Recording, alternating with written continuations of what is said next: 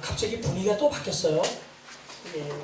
같은 맥락, 즉 광야에서 본 환상 목록 중에 17장, 21장 8절 중에 장면이 확 바뀝니다. 17, 18장이 가장 비슷하고 19장 앞에 부분은 거기에 대한 반응이니까 분위기는 다르다 하더라도 그것과 연결시킬 수 있고요. 19장 11절부터 21절이 분위기가 좀 다르죠. 20장 1절부터 6절 또는 10절까지 분위기가 다릅니다. 20장 11절부터 15절까지 백부자 심판 분위기가 다릅니다. 그때 일어난 장면들을 단막극으로 쫙쫙 보여주는 거예요. 21장에 와서는 분위기가 완전히 바뀌어요. 이제는 막 악에 대한 언급이 없이 완전히 새롭게 된 세상을 묘사해 주는데 묘사가 이렇게 되기 시작하죠. 또 내가 새하늘과 새 땅을 보니 처음 하늘과 처음 땅이 없어졌고 바다도 다시 있지 않더라. 한 절에 새 개념, 새 사상이 등장해요. 이거를 이제 독도로 표현하면 ABC로 표현한다는데 이거는 내 창작물이 아니고 이미 나온 데이비드 아우네라고 하는 분, WBC 요한계시록 주석, 그분이 분석한 것이고요. 많은 사람들이 이 분석이 옳다라고 생각해서 다들 인용해 먹습니다. 저도 인용했어요. 데이비드 뭐 지금 얘기 안 해도 되는데 이름이 좀 특이해서 이걸 어떻게 부르는지 번역서마다 달라요. 온이라고 번역하는 사람 있고 온이라고 번역하는 사람도 있고 이게 다 잘못됐습니다. 이분이 시카고 대학교 교수였는데 시카고 대학교에서 이분과 함께 공부하고 심지어는 기숙사 룸메이트까지 했던 분이 한국에 오셔서 강의하셨어요. 미네소타 주립대학교에서 주로 가르쳤는데 은퇴하고 한국에 오셔서 한동안 이제 개건 교수로 계셨습니다. 홍창표라고 하는 교수님이신데 그분이 요한계시록 주석을 아주 걸쳐서 쓰셨어요. 근데 원체 옛날 사람이라서 머릿속에 정보는 많고 한국말 표현이 적다 보니까 커뮤니케이션 능력이 적어서 그 책을 많이 읽히지는 않는데 자료로 따진다고 한다면 이 사람에서 WBC 주석 자료보다 훨씬 많은 자료를 가지고 있어요. 홍창표라고 하는 분입니다. 중고 서적에 가면 아마 요한계시록 주석 1권, 2권, 3권 정도까지 나올 거예요. 4권까지는 그 책 출판사에서 재정이 딸려서 안 내는 바람에 못 냈는데 그래서 미완성 작품입니다만은 적어도 3권까지 보면 한국말로 된 자료 중에서는 정말 최상의 자료를 얻을 수 있을 만큼 좋은 자료를 얻을 수 있어요. 이분이 요분과 같은 거를 쓰셨어요.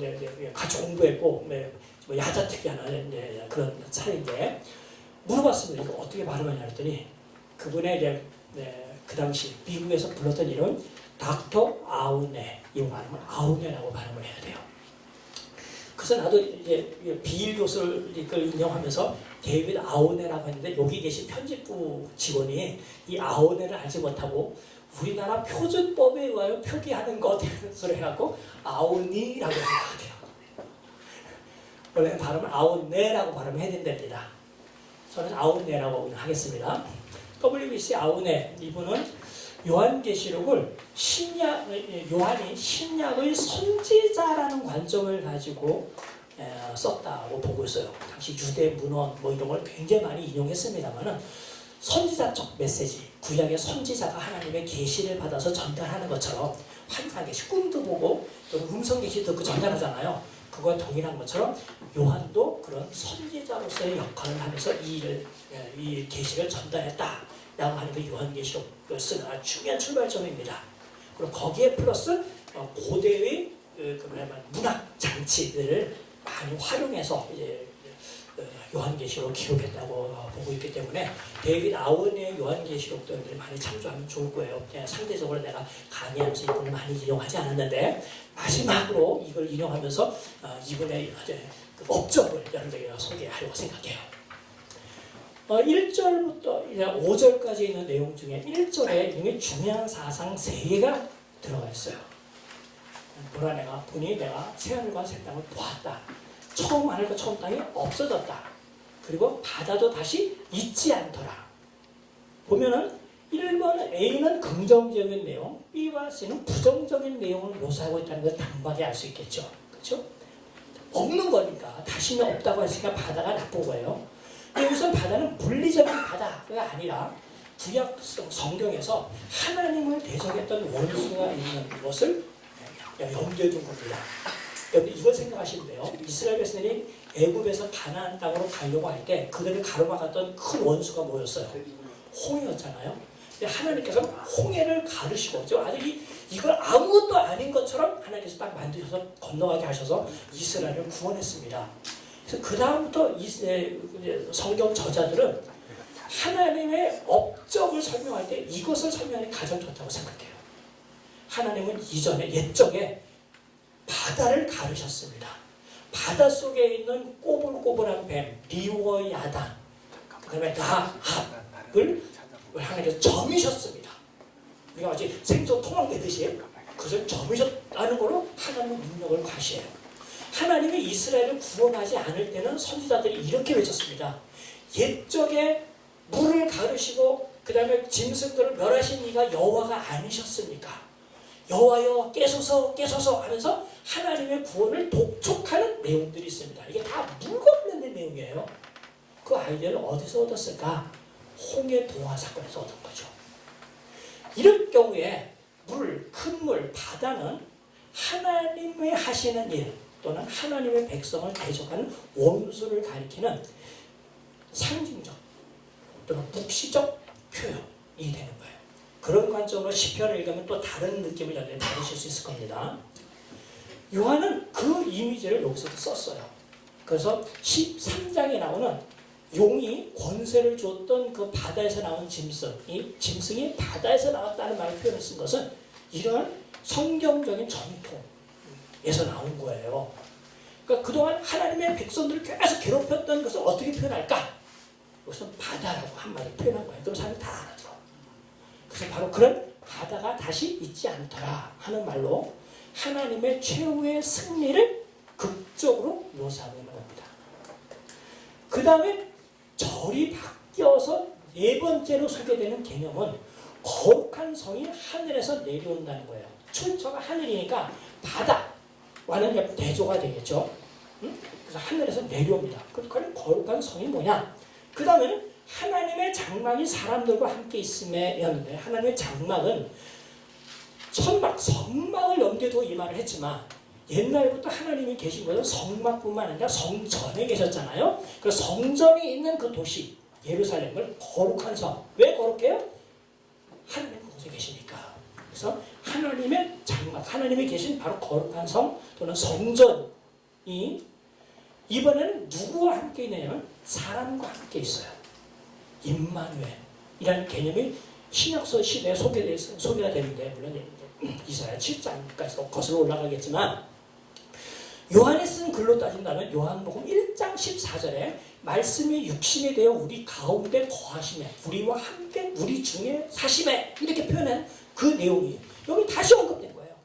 하나님의 임재가 옛날에는 물리적인 성막, 물리적인 성전이었는데 이제 그게 아니라 사람들과 함께 있다는 거예요.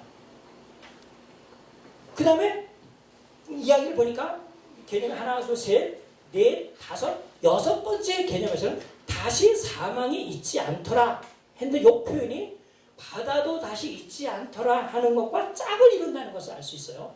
다시 썼고 있지 않더라 썼어요. 용어는 바다와 사망. 이건 좀 더 구체적이고 이거는 상징적인 언어입니다. 그 다음 개념은 처음 것들이 다 지나갔습니다. 다 지나갔다, 처음이 지나갔다라고 하는 말을 앞에서 찾아보니까 처음 하늘과 처음 땅이 없어졌고 와 연결이 되죠. 그래서 이게 짝이 이루어진다는 걸 알 수 있어요. 처음 창조, 하나님 보시기에 선했지만 죄로 말미암아 오염됐던 바로 그것이 이제 이 땅에 없어진다는 걸 알 수 있어요. 그리고 하나님이 선합니다. 보라 내가 만물을 새롭게 하더라. 모든 것, 여기 만물 속에는 하늘과 땅, 새로운 하늘과 땅 여기 다 들어가는 거야. 만물이 새롭게 되니까 A랑 짝을 이룹니다. 그리고 보니까 이거는 넓은 의미로 처음과 끝이 연결되는 인클루시오이고 이것이 안으로 들어가면 서로 짝짝짝 이루어진 걸 보니까 계단식 대구법이고요. 이 계단식 대구법 패럴렐리즘의 핵심은 가운데에 초점이 있습니다. 끝에 것을 가운데 것을 이해할 수 있는 상황, 분위기를 이야기해 주는 거예요. 새하늘과 새 땅에서의 핵심이 뭐냐? 하나님의 장막이 사람과 함께 있는 것이다.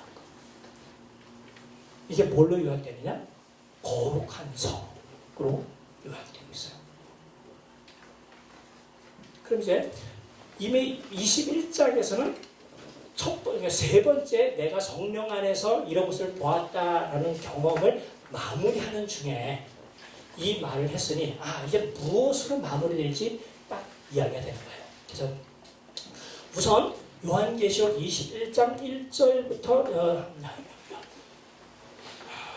5절까지 해서는 이제 하나님께서 이 땅에 있는 옛 세상 속에서 선과 악, 하나님의 백성과 또 하나님의 백성을 대적하는 사람, 신자와 불신자의 갈등이 많고 또 마귀가 이런저런 활동을 많이 했다 하더라도 역사의 끝에 가면 하나님께서 새하늘과 새 땅을 만드시겠다고 하는 구약 성경의 예언이 성취되어 진짜 새하늘과 새 땅을 이루신다 하는 내용입니다. 그때 핵심적인 것은 하나님은 이제 어떤 한 지역 성막 안에 계시는 신전에 계시는 그런 존재가 아니라 하나님의 백성들이 어디에 있든지 얼마나 많이든지 그들 중에 계신다 하는 것으로 요약이 됐어요. 그러고 나서 바로 이어 6절에서 이 앞에 있는 이 5절에 대한 사상을 한마디로 이렇게 용합니다. 어떻게? 다 되었다. 다 이루었다.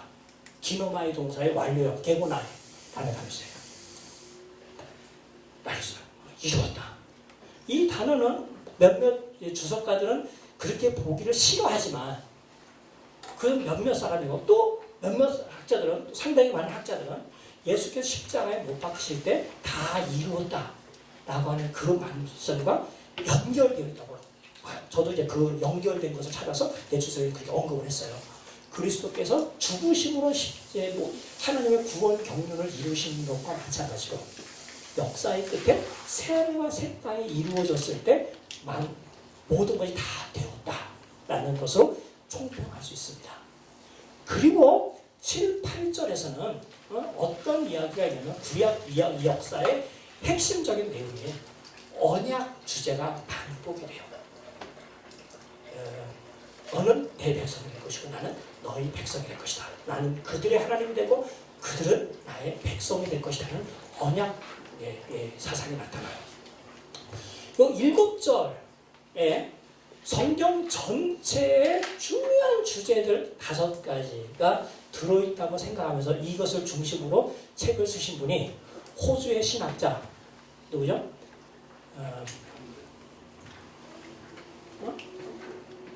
윌리엄 덤브레라고.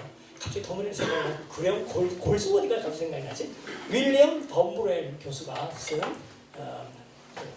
요한계시록 21장과 22장에 나타난 구약 전체의 주제입니다.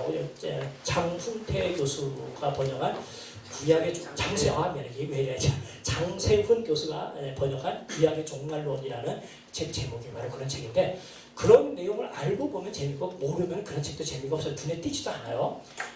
윌리엄 덤브레의 책은 가급적 다 사서 보시면 좋을 것 같습니다. 이 출판사에서 나온 게 아니고 다른 출판사에 나왔지만 그거 상관없이 굉장히 중요한 책이니까 제 책 밑에 보면 그 책 언급을 해놨어요. 보시면 좋을 것 같습니다. 그리고 나서 요한계시록 전체의 중에 4번째 들어가는 성령 안에서라는 용어가 등장해요. 아이고, 미안합니다. 이런 중요한 내용을 내가 녹화를 못했네요. 21장 9절 10절에 있는 내용을 내보겠습니다. 그게 오늘 두 번째 시간, 지금 시간의 핵심인 새 예루살렘을 다루고 있는 부분입니다. 여기서는 이런 요한은 천사로부터 이런 제안을 받습니다. 이리로 올라와라. 내가 신부 곧 어린 양의 아내를 내게 보이리라. 신부 어린 양의 아내 이미 앞에서 언급이 됐었죠. 19장 7절에 소개된 바로 그분입니다. 그 어린 양의 아내를 소개시켜 주겠대요. 그래서 어떻게 생겼는지 요한은 얼마나 궁금하겠어요. 근데 이 어린 양의 아내, 신부, 어린 양의 아내, 신부를 보려면 정말 멀찌감치 떨어져서나 볼 수 있지 가까이서는 볼 수가 없어. 그만큼 위대하신 분이셔요. 이분만큼 위대한 어린 양의 아내가 없어. 신부가 없어. 그래서 굉장히 높은, 지극히 높은 곳으로 보내줍니다. 크고 높은 산으로 올라가. 그래서 어린 양이 오기를 딱 기다렸는데 그 앞에 딱 하나님이 나타나는 것은 하나님께로부터 하늘에서 내려오는 거룩한 성 예루살렘이었습니다. 그동안 거룩한 성 예루살렘을 9절과 상관이 없이 10절만 보고 그냥 도시로서만 설명해 왔었어요.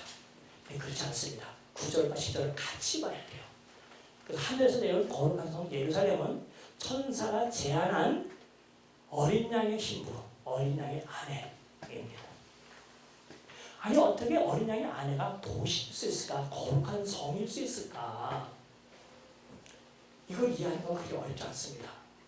오늘 우리는 그 세 번째 환상 장면에서 17, 18장에서 하나님의 원수들을 언급하는 중에 이 원수라고 하는 실체를 두 가지 다른 관점에서 조망한 것을 우리가 봤죠. 하나는 여자의 관점에서 룬녀, 하나는 도시의 관점에서 바벨론 큰 성. 이것처럼 여기서도 이번에는 그 하나님의 원수가 아닌 하나님의 친백성을 두 가지 관점에서 소개합니다. 이것은 전혀 새로운 처음 소개되는 것은 아니고 아까 시간이 없어서 잠깐 언급만 하고 깊게 설명하지는 않았는데 20장 9절에 보면 용이 1000년 동안 자기가 만국을 미혹하지 하는 일을 못하고 있다가 막판에 전력 질주하면서 전 힘을 다해서 그의 힘을 쏟아부은 것이 원수들을 동원해서 누구를 박해하는 것이었어요. 성도들의 진과 사랑하는 자의 성 이렇게 언급됐습니다. 여기는 성도들의 진지라고 하는 캠프입니다. 군인들이 야영하는 그 캠프예요. 군인들이 모여있는 겁니다. 이 캠프와 와라고 되어 있는 진과라고 되어 있는 이 과가 헬라어로 접속사인 칼이에요. 그래서 이건 A가 되겠죠. 그 다음에 사랑하시는 자의 성, 도시입니다. city. B예요. 그래서 어떻게 보면 A와 B 두 개를 공격하는 것처럼 보이지만 이때 이 카이는 접속사 카이로 이해하지 않고 제가 주석에다 달아놨어요. 뭐라고 이해되냐면 이 카이 다음에 있는 내용은 카이 앞에 있는 내용을 설명하는 역할을 해요. 그래서 카이는 앞에 있는 내용을 설명하는 역할을 하는 카이. 그래서 접속사가 아닌 설명적 카이. 전문적인 용어로는 에펙스제틱 카이라고 합니다. 헬라어 구문을 공부하면 이런 고상한 용어들도 이제 배울 수 있어요. 그래서 이건 어떻게 보냐면 하나님의 성도들의 진, 즉 영어로 말하면 that is예요. 책 읽다 보면 I.E 이렇게 나오는 게 있죠. That is, 즉 말하자면 하나님의 사랑하시는 도시를 공격했다는 거예요. 하나님이 사랑하시는 도시 이 문제는 20장에 딱 와서 보니까 바로 이 뒷부분에 있는 거예요. 그렇죠? 하나님의 성이 하늘에서 내려오는데 이 성은 신부가 신랑을 위하여 단장한 것 같더라. 의인화시켰어요. 그렇죠? 그리고 하나님의 장막, 옛날로 말하면 성전이 당연히 하나님의 장막인데 이번엔 하나님의 장막이 누구와 함께 있다고요? 사람들과 함께 있다고 했으니 하나님의 장막인 물리적인 것과 장막과의 연결을 이미 20장에서 또 해놨어요. 그러니까 앞에 이미 두 번 언급을 해놨거든. 그러고 나서 21장 19절, 21장 9절, 10절을 이야기했으니 이거는 두 개의 별개의 실제 관계가 없는 게 아니라 같은 내용을 설명하는 거예요. 그러니까 말이 쉽게 얘기하면 이런 겁니다. 천사가 요한에게 이렇게 전했어요. 너가 영광스럽게 된 교회를 보고 싶으냐? 요한계시록 2장, 3장에서는 신앙을 유지하기 위해 전투하느라고 애썼던 전투적인 교회만을 봐왔고 이 땅에서 박해를 받는 교회를 봤는데 이미 7장에서 14만 4천에서 넌지시 봤던 어린 양의 피로 말미암아 정결하게 되고 어린 양의 피로 말미암아 승리하게 된 바로 그 인물이 진짜 승리한 그 영광이 어떤 것인지 보고 싶으냐. 내가 영광스럽게 된 교회를 보여주겠다. 그 교회는 앞에서 이야기했듯이 여성의 관점으로 본다면 그는 어린 양의 신부가 된 교회이고, 도시로 말하자면 하나님이 거하시기를 좋아했던 하나님의 거하시는 성, 하나님의 사랑하시는 도시인 바로 그 예루살렘 도시다. 근데 옛날에 예루살렘 도시는 이제 옛 시대에 속한 것이었으니까 처음에 속했던 것이니까 그것은 이제 없어지고 그것이 변형되어서 변화된 새로운 모습이다. 그래서 새 예루살렘이다. 도시의 관점에서는 하나님의 거하시기를 좋아하시는 새 예루살렘, 그리고 여자의 관점에서 본다면 어린 양의 신부인 바로 그 교회를 내가 보여주겠다. 는 게 21장 9절 10절이에요. 그리고 이제 21장 11절을 보면 딱 그렇게 이제 새 예루살렘을 봤더니 하나님의 영광이 있어요.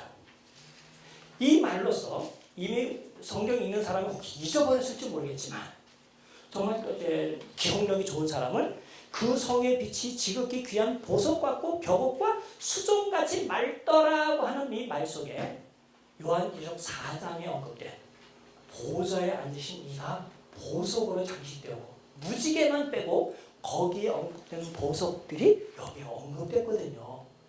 즉 보석만큼 찬란하고 영광스러운 그분이 거하시는 도시라면 그분의 영광에 걸맞는 도시여야 되겠죠. 그래서 새 예루살렘은 하나님의 영광에 준하는 그런 도시라고 보여주는 것이 11절입니다. 성도들이 그렇게 변화가 된다는 거예요.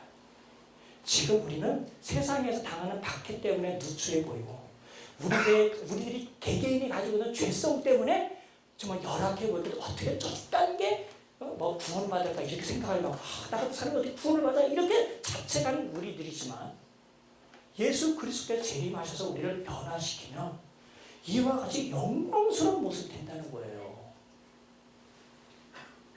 자, 그렇다면 이 지금부터 이제 설명할 12절 이하에 되는 설명은 그동안 많은 사람이 죽었다가 다 다녀오신 분들도 계시고 진짜인지 모르겠지만 죽었다 다녀오신 분도 계시고 또 그냥 안 죽었지만 그냥 이걸 갖고 설명하려고 하는 분들이 많은 교회들이 소망을 준다면서 하는 것이 우리가 신앙생활 잘 들어가서 살 우리들의 집 맨션 아파트가 큰 데 있는 지금 20평에 살지만 그때는 200평 정도에 사는 200평도 속이 안 차고 양의 성이 안 차면 2000평 정도 되는 그런 맨션 아파트 그거 쭉 가면 길이 완전 정금이고 온통 보석으로 되어 있는 그런 집을 우리께서 주실 거다라고 생각하지만 미안합니다. 착각이에요. 우리가 살 집이 아니고 하나님의 장막의 사람들과 함께 계셔서 하나님이 사시는 집이에요. 그게 누구냐? 우리들이라는 거, 우리들. 성도들. 한 사람만 구성된 교회 전체가 하나님의 영광이 있는 도시, 하나님의 집이라는 거죠. 그래서 요한은 여기에서 지금 비록 도시 이미지로서 예루살렘 성을 가지고 설명을 했지만 이것이 다른 게 아니라 인격체인 교회를 가리킨다는 것을 암호를 통해서 보여줍니다. 그래서 암호라는 말 쓰시면 적당한 용어는 아니에요. 상징, 숫자의 상징을 가지고 설명해 주고 있어요. 이미 영광스럽다는 전체 그림은 그려졌으니까 그 뒤에 또 한 번 나옵니다. 2번 정도 더 나와요. 전체 영광스럽다는 걸 했으니까 도대체 이 예루살렘 성이 구체적으로 누구냐? 다른 사람이 들을까 싶어서 정확하게 너희다, 교회다 이렇게 말하지 않고 이걸 상징적인 수로서 보여줘요. 그러니까 그걸 아는 사람은 이게 교회구나 하는 것을 알 수 있습니다.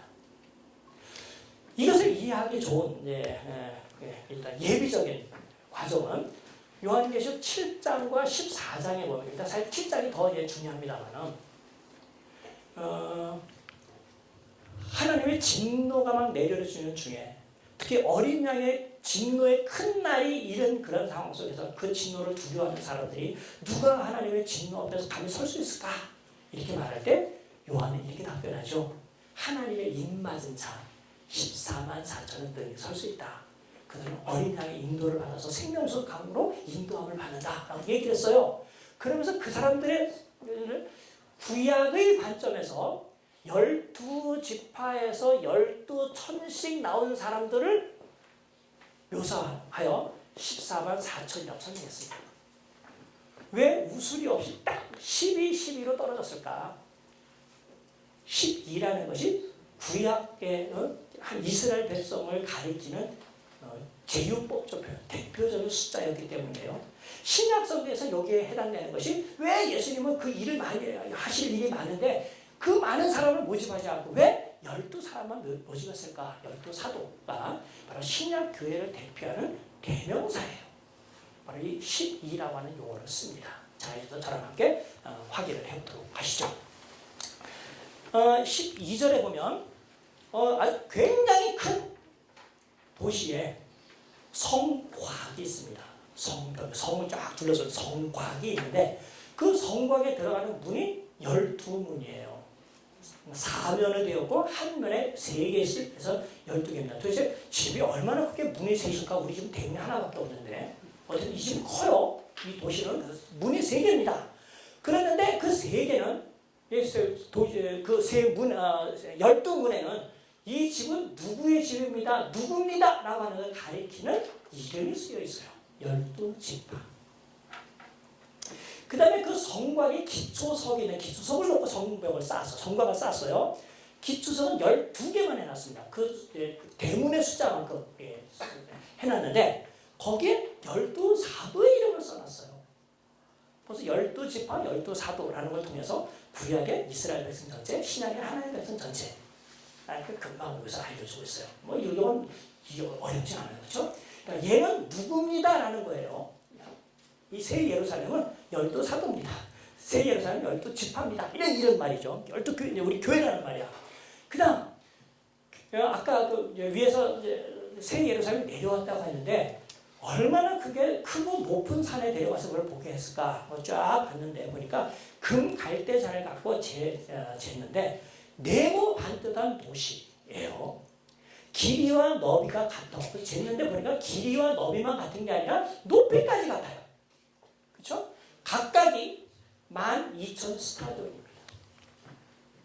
그러니까 사면이 갖고 높이가 같으니까 정육면체예요.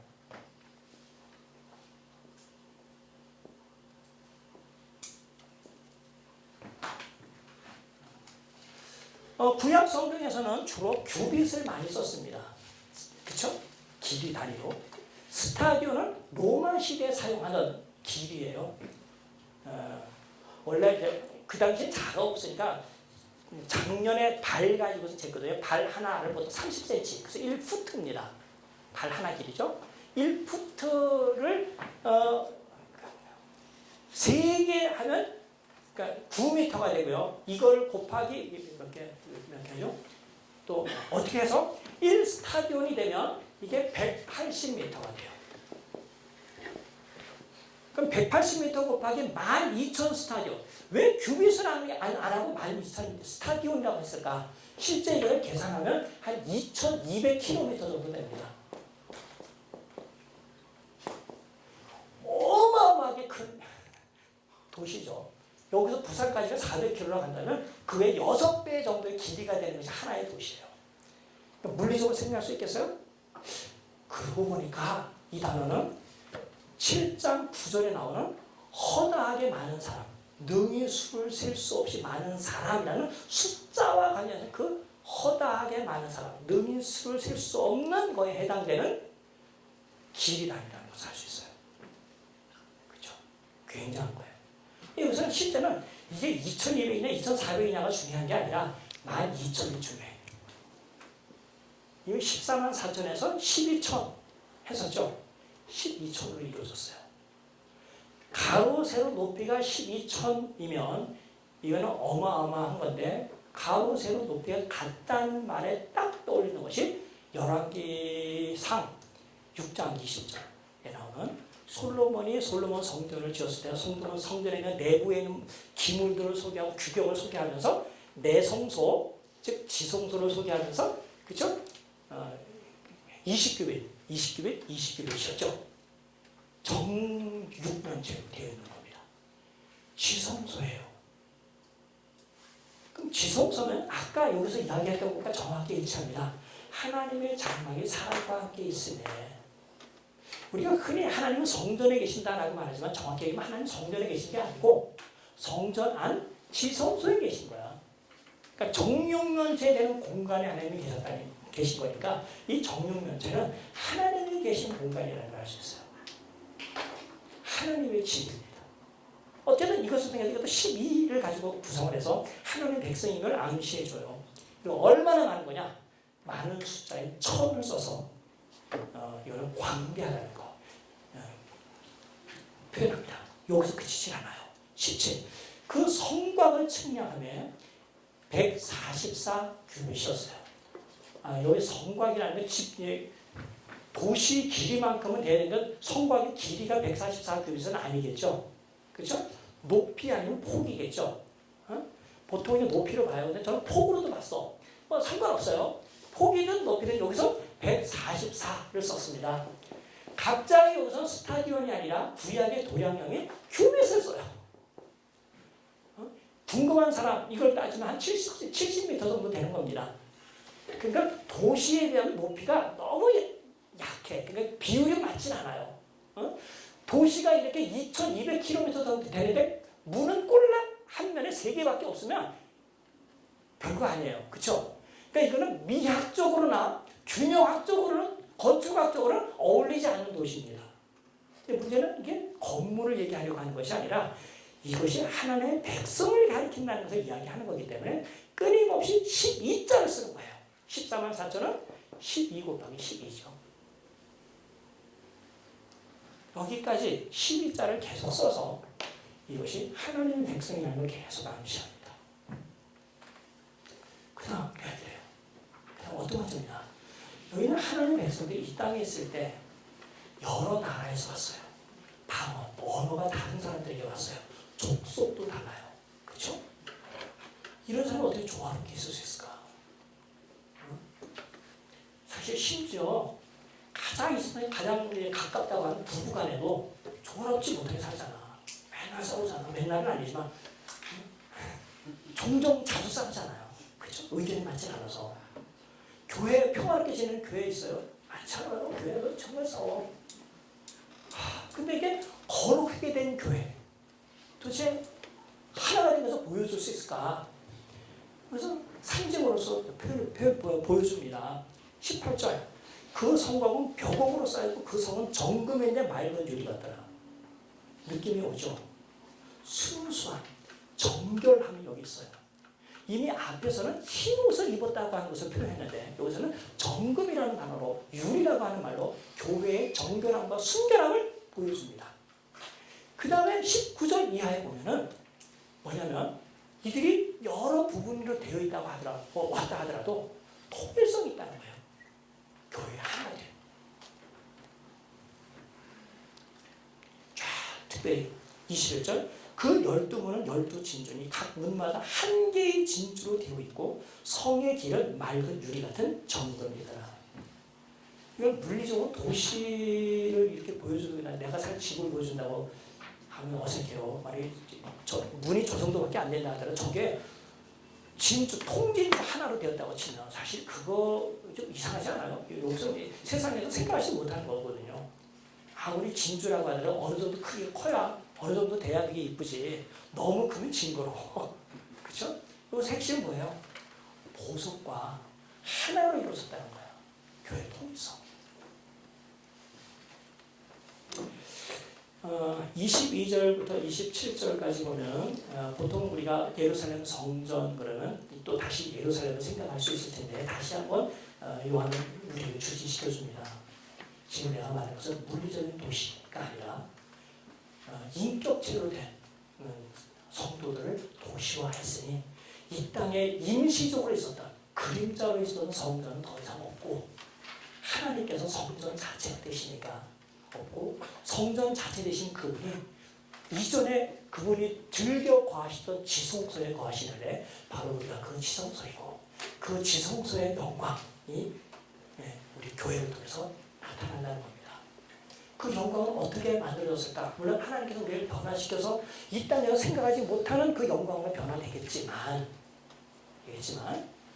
우리가 이 땅에서 저마다 인격체를 다 갖게 되고 저마다 가지고 있는 개성들, 특성들, 특기들을 가지고 있는 그것이 그때 가서 100번, 100%, 200%, 1000% 발휘된다는 거예요. 그래서 뭐라고 해요? 전 여기서 은혜를 많이 받았어요. 24절 만국이 그 빛 가운데로 다니고 땅의 왕들이 자기 영광을 가지고 그리로 들어가리라.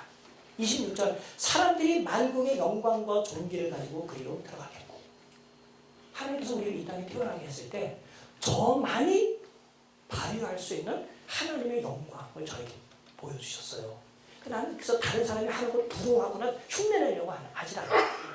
나는 그건 사실 저는 고등학교 3학년 때부터 알았거든요. 고등학교 3학년 때 저는 전에도 얘기했는지 모르겠지만 요한계시록 4장 마지막 절에 24장로들이 그 관을 하나님께 드리면서 이것을 하나님께서 받으시기 합당하십니다. 하나님께서 천지를 지으셨고 만물을 그대로 지금 보존하고 계십니다. 라고 하면서 영광을 드렸잖아요. 고등학교 3학년 때 거기에 은혜를 받았어요. 그래서 내가 이 땅에 살면서 하나님께 영광을 누려야 될 이유는 하나님이 이 세상을 창조했고 나를 지으셨고 나를 구원하셨다는 사실. 그 다음에 이 땅에 살면서 내가 어떻게 뭐가 되느냐 하는 거는 아무런 문제가 되지 않는다는 거 그때 이미 터득을 했어요.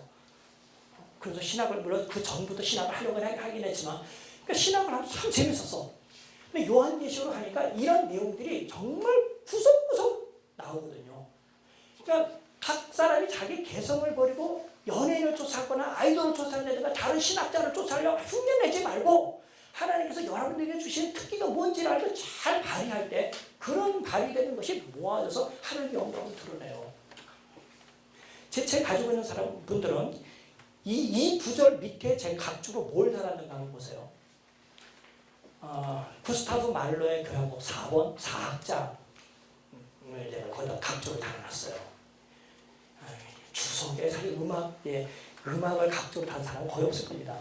집에 가서 말로 교향곡 4번을 한번 들어보세요. 사실 이 내용이 22장을 설명할 때 쓰는 게 좋을까 이때 쓰는 게 좋을까 생각하다 저는 과감히 여기다 썼어요. 사실 이게 두 가지 다 들어가요. 나중에 그리스도께서 재림하실 때 많은 사람들이 그리스도께서 하늘 정원에서 정원에 나는 식물을 가지고 야채를 가지고 샐러드를 만들고 거기에 여러 가지 요리한 것을 먹는 아주 그 음식의 풍성함을 노래하는 거예요. 근데 저는 그것보다 그 음식을 만드는 사람들에 초점을 맞췄습니다. 자, 예수님이 재림하셔서 하늘나라에서 우리가 음식을 먹는다고 한다면 그 음식은 누가 만들까요? 말로는 물론 말로가 쓴 건 아니지만 말로는 거기서 이런 내용을 해요. 주님께서 우리를 그의 잔치에 초대하시고 그 나라의 정원에서 나는 음식들을 식물들로 채소를 가지고 창을 차리십니다. 요한은 이제 성경에서 예수님에 대하여 뭐라고 했죠? 보라 세상 죄를 지고 가는 하나님의 어린 양이로다 얘기했잖아요. 어린 양을 언급한 유일한 사람이에요. 그래서 요한의 특징이 뭐냐면 양장모야. 그래서 요한은 아주 빠른 손놀림으로 양을 잡아서 사냥에 고기를 준비하고 베드로의 특기는 뭐죠? 어부잖아요. 나가서 고기 잡은 것을 가지고 그 식탁에 음식, 고기, 생선을 대용합니다. 근데 고기와 생선이 있지만 그 요리를 누가 하겠어요? 성경에는 훌륭한 요리사가 있어. 누구? 마르다. 그렇죠? 마르다는 요한이 잡은 그 양과 베드로가 물고기 잡아온 그것을 가지고 정말 특기를 발휘해서 우리의 성찬을 차려주고 있습니다. 거기는 핍절한 사람이 하나도 없습니다. 뭐 이런 내용이에요. 야, 그 음악을 들으면서 정말 그렇겠구나. 근데 그 사람들은 가서 직업이 있는데 저 같은 데는 직업을 잃어버려요. 그치? 하나님 말씀은 연구하고 이야기하잖아. 근데 많은 사람들이 잘 몰랐기 때문에 와서 제 요한계시록 듣는다고 저 앞에 있지만 그때 가면 주님께서 저자 직감하시는데 저한테 와서 하겠어요? 그래서 일단 하나님 나라에 가서 직업을 잃을 사람 제 1번은 저는 변호사라고 생각해요. 악한 사람이 없으니까 이제 변호할 일이 없어. 법률가들 직업 일. 두 번째, 의사들. 아픈 사람이 없으니까 고칠 일이 없잖아요. 세 번째, 목사님. 나머지 사람들 여기 지금도 취미생활을 크게 하나씩 가져도 뭐 사진 찍기서부터 그래서 그런 걸 주님께 충분히 발휘하여 사람을 기쁘게 하지 않을까 생각합니다. 그 유명한 19세기, 20세기 중년의 그 유명한 신학자 칼 바이트 그 박사님은 임종 직전에 굉장히 행복해 하셨어요. 그럼 평상시에 모차르트 음악을 아주 굉장하셨거든요. 모차르트 음악은 교향곡, 독주곡, 뭐 이제 실내곡 할 것 없이 다 들었어요. 그분이 죽어가면서 뭐라냐면 이제 내가 천상에 가서 모차르트가 직접 연주하는 지휘하는 음악을 듣게 생겼구나.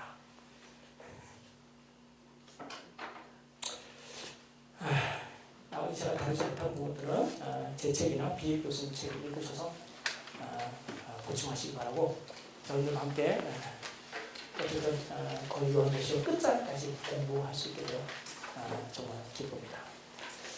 혹시 제가 성격도 급하고 짧은 시간에 많은 걸 이야기해 주느라고 가끔 횡설수설 하는 경우도 있겠지만 용서해 주시기 바라고 하면서 어쨌든 제가 자부하기는 요한계시록 전체를 이렇게 두루두루 설명하고 또 하나의 관점으로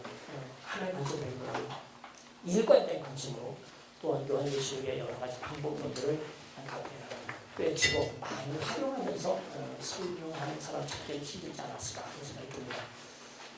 여기서 저와 함께 한 주 공부하면서 앞으로 요한계시록을 사랑하시고 많이 읽으시고 전하시고 또 교인들에게 많이 가르쳐 주시길 부탁합니다. 기도하겠습니다.